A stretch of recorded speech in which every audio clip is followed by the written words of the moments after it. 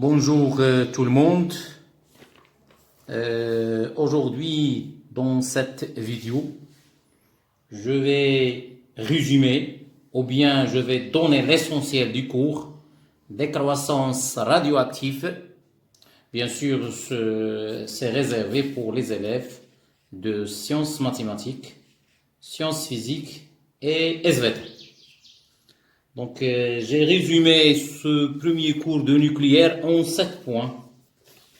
Donc, je vais commencer avec le premier point. Donc, la détection des noyaux radioactifs. Donc, la radioactivité correspond à une réaction nucléaire. Donc, la réaction nucléaire, il se fait au niveau du noyau de l'atome, bien sûr. Donc, c'est une réaction nucléaire spontanée avec émission de rayonnement.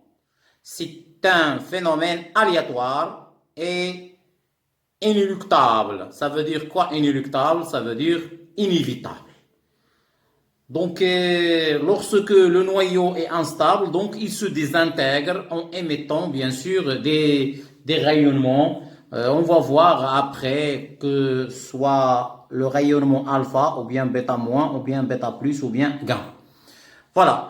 Maintenant, je passe à la stabilité et instabilité du noyau des noyaux. Voilà. Donc, le symbole d'un noyau atomique est X à Z. Donc, vous avez vu ça en tronc commun. Donc, le grand X, ici A, ici Z. Donc, pour le X, c'est l'élément chimique. Le symbole de l'élément chimique. A est le nombre de masse ou le nombre de nucléons. Nombre de nucléons.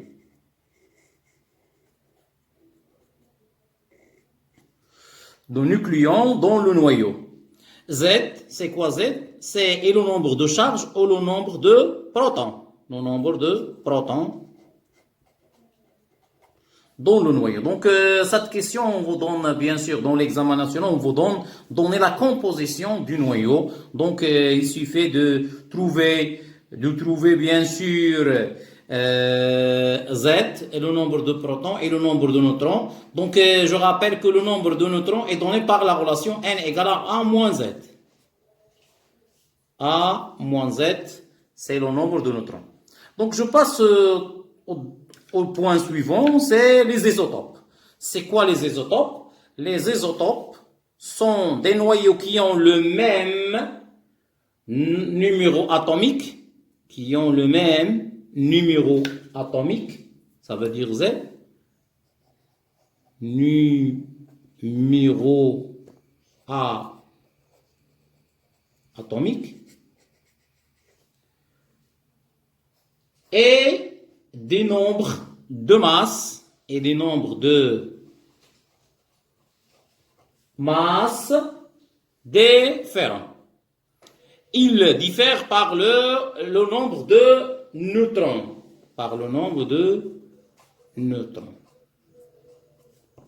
Donc, je répète la définition. Les isotopes sont des noyaux qui ont le même numéro atomique, Z, et des nombres de masse, A. Donc, on peut écrire ici A, différents. Ils diffèrent par le nombre de neutrons, bien sûr, grand N. Voilà. Je passe maintenant au point suivant. Les noyaux stables forment dans le diagramme NZ, donc ce qu'on appelle le diagramme de Segre. Donc, le diagramme de Segre, c'est le diagramme NZ, ça veut dire le nombre de neutrons en fonction de Z. Ce qu'on appelle la vallée de stabilité. La vallée de stabilité. Donc, je répète, les isotopes sont des noyaux qui ont le même numéro atomique et des nombres de masse A différents. Ils diffèrent par le nombre de neutrons N. Les noyaux stables forment dans le diagramme NZ ce qu'on appelle la vallée de stabilité. Maintenant, on va passer à l'essentiel, c'est les types de radioactivité. Donc les types de radioactivité, on a alpha, bêta moins et bêta plus. Et après, on va parler bien sûr de gamma. Maintenant, je vais commencer avec la loi de Stodi. Donc les lois de conservation. Donc lors d'une réaction nucléaire, il y a conservation du nombre de charges Z et du nombre de masse A.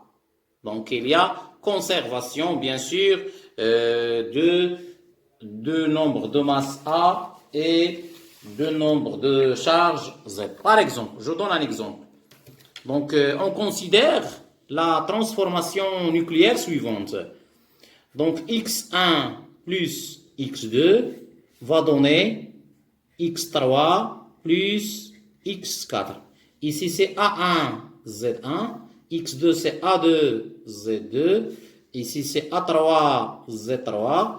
Ici c'est A4, Z4. Donc d'après la loi ou bien les lois de Sodi, on peut écrire quoi? Donc on peut écrire que A1 plus A2 égale A3 plus A4. Donc ici on parle de la conservation du nombre de masses. Et pour la conservation du nombre de charges, Z1 plus Z2 égale Z3 plus Z4. Voilà. Donc c'est la loi de Sodi. Maintenant, je passe à la radioactivité alpha. Donc, c'est quoi la radioactivité alpha? C'est tout simplement une réaction nucléaire d'un noyau non stable qui va se désintégrer en noyau plus stable avec émission d'hélium. L'hélium, c'est He42. Donc, il y a émission d'un noyau d'hélium, He42, selon l'équation de la réaction suivante. Donc, X à Z donne YA-4, Z-2 plus He42. Donc, ici, puisque ici on a 4, donc on va retrancher A-4. Et puisque ici on a 2, donc c'est Z-2. Donc, exemple. Donc, je donne un exemple. Prenons le cas, le radon. Le radon est émetteur alpha. Le radon, c'est Rn 222 86. Et il va se transformer, bien sûr, c'est radioactif alpha parce qu'il est volumineux. Donc, je vais vous donner une remarque très importante après. Donc, il va se transformer en polonium, PO et HE. Donc l'HE c'est 4,2. Donc je commence avec le A ici. 222 moins 4, donc c'est 218. Voilà le A. Et 86 moins 2, c'est 84. Voilà le Z du polonium. Donc voilà l'exemple. Je passe maintenant à la radioactivité bêta-. Bêta-. Donc, il y a émission d'un électron. Donc, bêta-, c'est l'électron qu'on appelle la particule bêta-, selon l'équation de la réaction. Donc, X à Z va donner Y à Z plus 1 plus E0 moins 1. Donc, je rappelle aussi que X à Z est le noyau père et le Y à Z plus 1, c'est le noyau fils. Et E0 moins 1, c'est la particule émise. Maintenant, je vais vous donner un exemple de radioactivité bêta-. Donc, exemple bêta-. Donc, je considère le cobalt 6027. Donc, il est radioactif bêta-, donc c'est E0 moins 1. Donc, ici, c'est 60. Et ici, 27 plus 1. 27 plus 1, ça fait 28. Donc, si on cherche dans le tableau périodique, on trouve, c'est le nickel. Donc, le cobalt 6027 se transforme en nickel 6028 plus émission d'un électron. Très bien. Maintenant, je passe. Troisième type de radioactivité, c'est la radioactivité bêta plus. Donc, bêta plus, il y a émission d'un positron E0 plus 1, particule bêta plus. On l'appelle aussi positron, c'est la même chose. Donc, positron, il est positif. C'est c'est le contraire d'électron. C'est l'opposé. Et selon l'équation de la réaction, X à Z va donner Y à Z moins 1 cette fois-ci, plus E0, 1. Donc, le rayonnement, je termine avec le rayonnement alpha. Donc, le rayonnement gamma, pardon. Le rayonnement gamma. Donc, le rayonnement gamma accompagne chaque type de désintégration. Donc, il correspond à la désexcitation du noyau fils Y obtenu. Donc, par exemple, donc voilà l'équation de la réaction. Y étoile va donner Y plus gamma. Donc, ce noyau fils obtenu, il est à l'état excité. Donc, il est à l'état excité, comme on sait, avec cet astérix. Donc, cet astérix, bien sûr,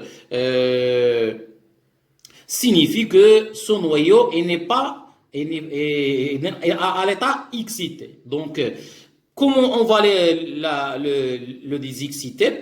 Donc, il va donner, ou bien il va émettre un rayonnement gamma. Donc, regardez ici, le Y, il est devenu stable.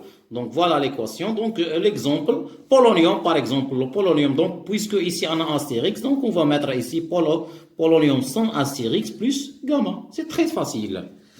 Maintenant, je passe à la loi de décroissance radioactive.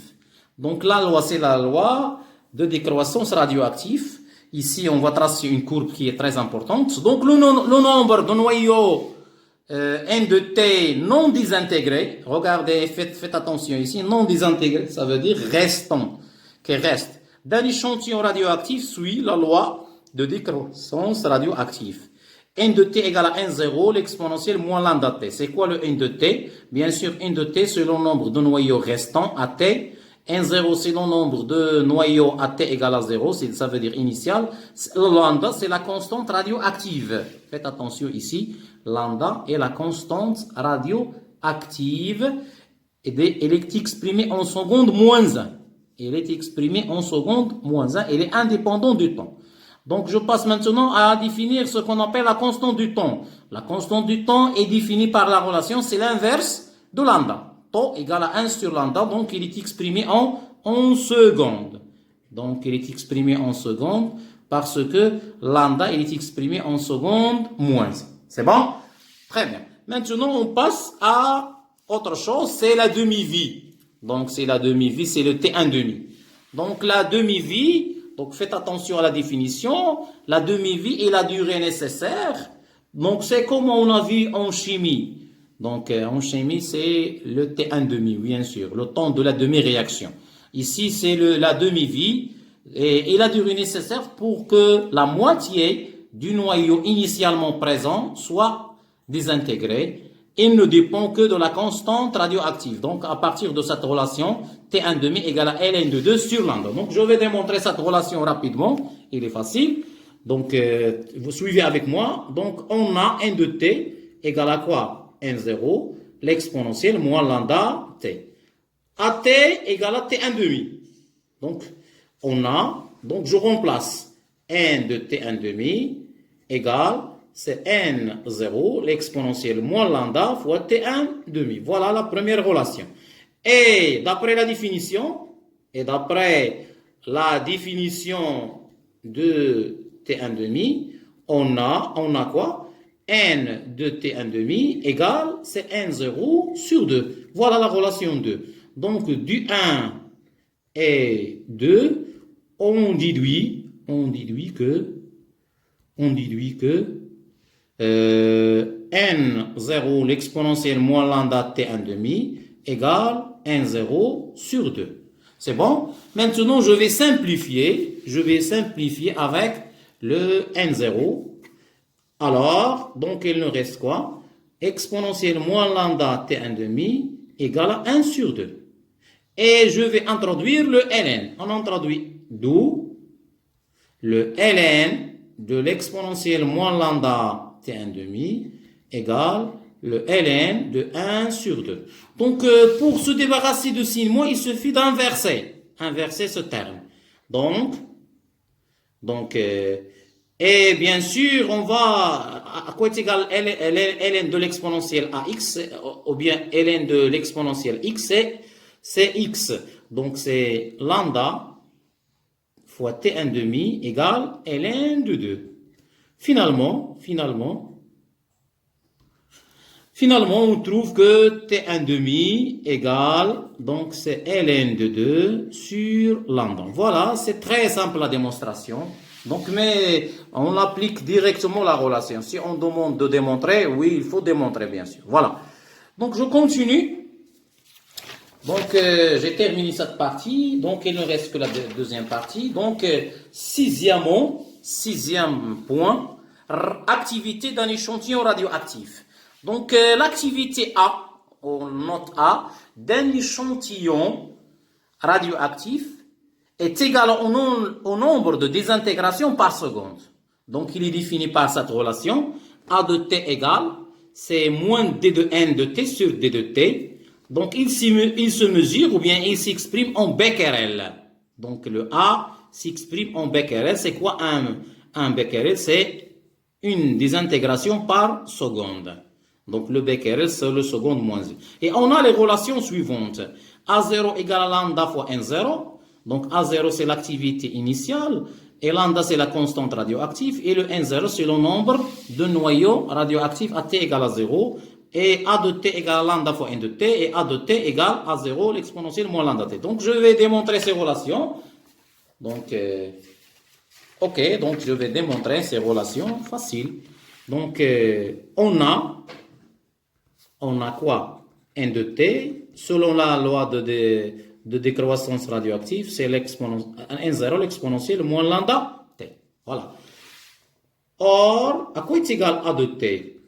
C'est moins la dérivée de N de t sur d2 de t. Donc, d'où je remplace A de t, c'est moins la dérivée sur d de t de N0, l'exponentielle moins lambda t. Donc ici, on trouve quoi? Donc,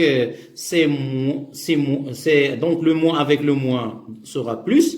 Donc, c'est lambda fois N0, l'exponentielle moins lambda t. Voilà. Donc, ici, donc, on pose A0, parce que si on remplace t par 0, on trouve A0. Donc, A0 égale à lambda N0. Voilà la première relation.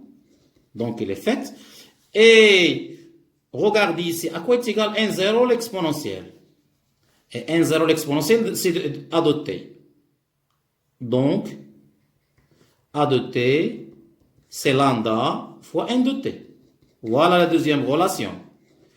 Et je remplace ici A0 par lambda N0 et A de t, c'est A0 l'exponentielle moins lambda t. Voilà la troisième relation. Donc, ce sont des relations simples. Mais faites attention, la relation la plus utilisée, c'est A0, c'est celle-là.